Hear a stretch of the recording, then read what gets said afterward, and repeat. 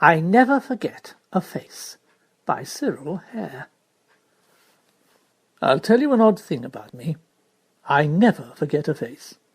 The only trouble is that 9 times out of 10 I'm hanged if I can fit a name to it.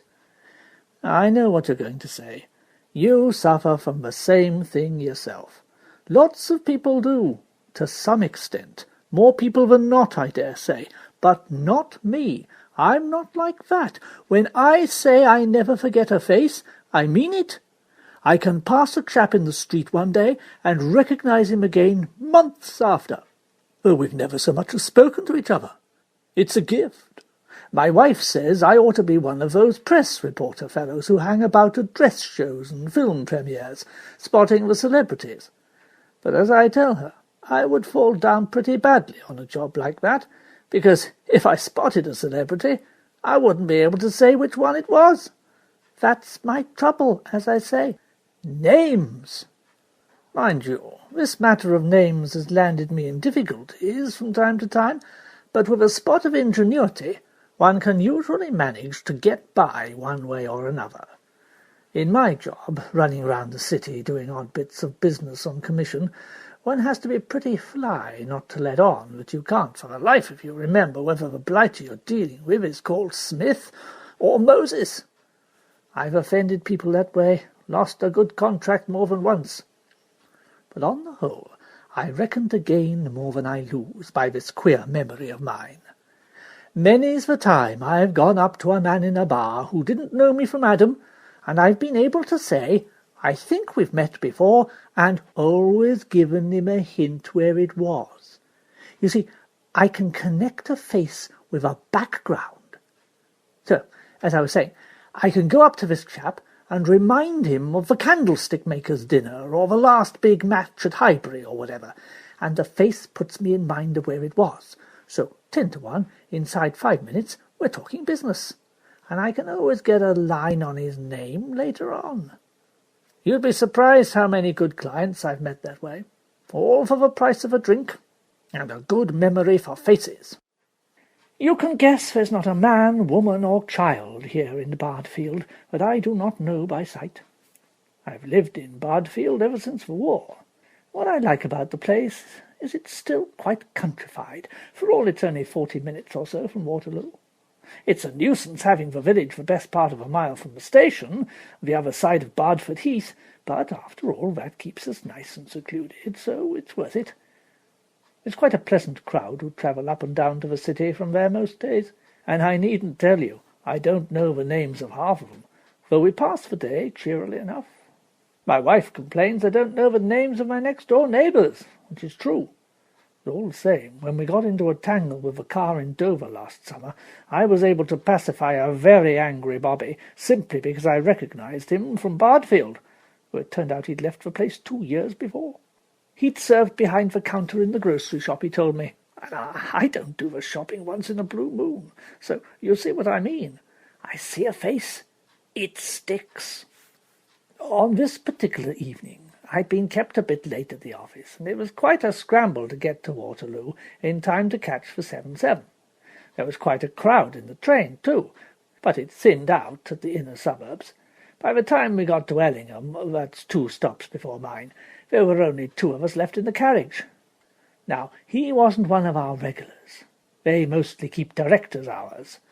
But he was a Bardfield man, all right. I knew as soon as I set eyes on him. So I nodded and smiled at him when I saw him at Waterloo, and I got a nod and a smile back. That didn't take me any further. The annoying thing was that I couldn't place the fellow. His face said Bardfield to me, as plain as print, but that was all it said. I couldn't bang it on to any particular thing in Bardfield, not the golf course, nor the Red Lion, nor any of my usual haunts. So I guessed he must be one of those fellows who'd moved in lately to the council houses by the bus stop, though I couldn't be sure. Some of us old-timers are inclined to be standoffish with the newcomers. That's not my way, never has been.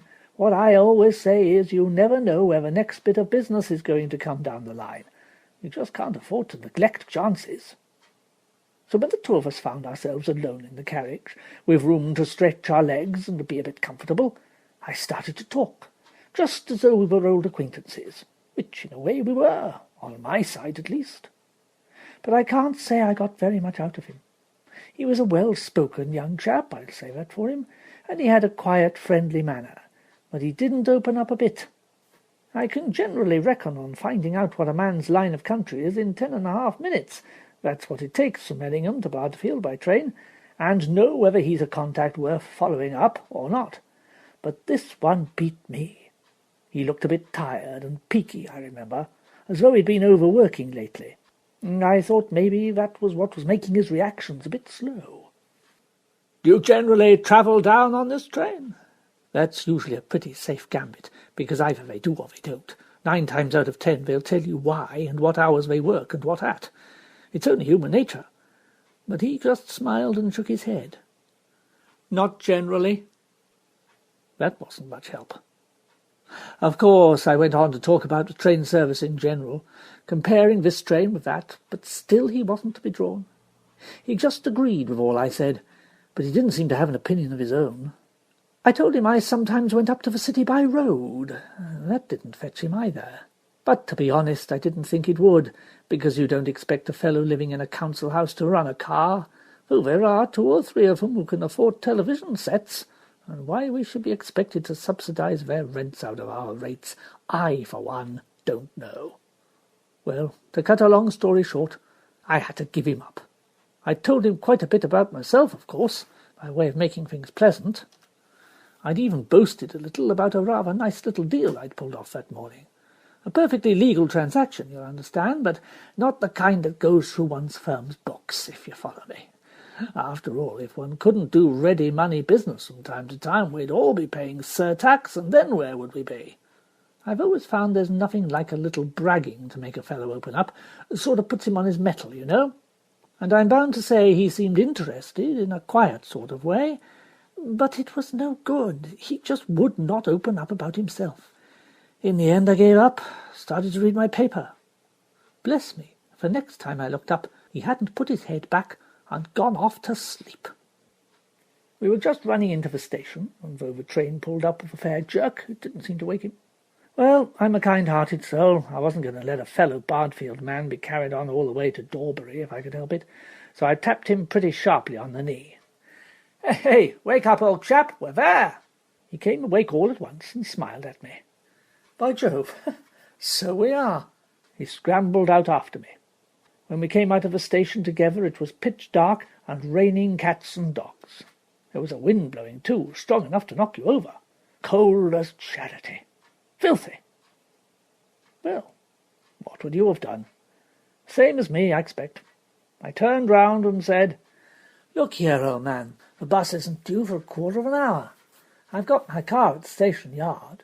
If you're in one of those council houses, I can run you up there. It's all on my way." "Thank you very much." We splashed across the puddles together to where my old bus was standing, and off we went. "It's awfully kind of you." That was the last thing he said, until we were halfway across the heath. Then he suddenly turned round. "You can put me down here." "Here?" "There isn't a house within 500 yards. It's raining fit to bust." The wind was blowing hard too, like the end of the world. All the same, I slowed down automatically, as anyone would. The next thing that happened was something hit me the most tremendous whack on the back of the head. I pitched forward over the steering wheel, and everything went black. I can vaguely remember being tumbled out of a car, and when I came to, I was lying in the ditch with the rain pouring down on me and a splitting head, no car in sight, and my pockets, as I found out later, as empty as a bank on Boxing Day. Pulled myself up eventually, and somehow managed to foot it into Bardfield. I made for the police station straight away, of course. It's the first building you come to from that side, anyway. "So, here I am, Sergeant, come to report the theft of a Riley 14 car, a new umbrella, a gold watch, and a wallet containing £152.10 in notes." Of course, the minute I got here, I remembered who the blighter was. They've got his picture up outside, you see. I'd been seeing it every day for the last week. That's why his face said Bardfield to me. wanted for robbery with violence and attempted murder. John... Oh, dash it, I've forgotten his name again. I just cannot keep names in my head. But it's the same man, all right. Robbery with violence and attempted murder. I suppose I got off lightly, with a bang on the head. You have been listening to I Never Forget a Face by Cyril Hare, read by Matthew Jones. And now we continue with the next episode of our serial, The Orchard, the everyday story of country fruit. Colin has a new hoe, but has not yet told Felicity.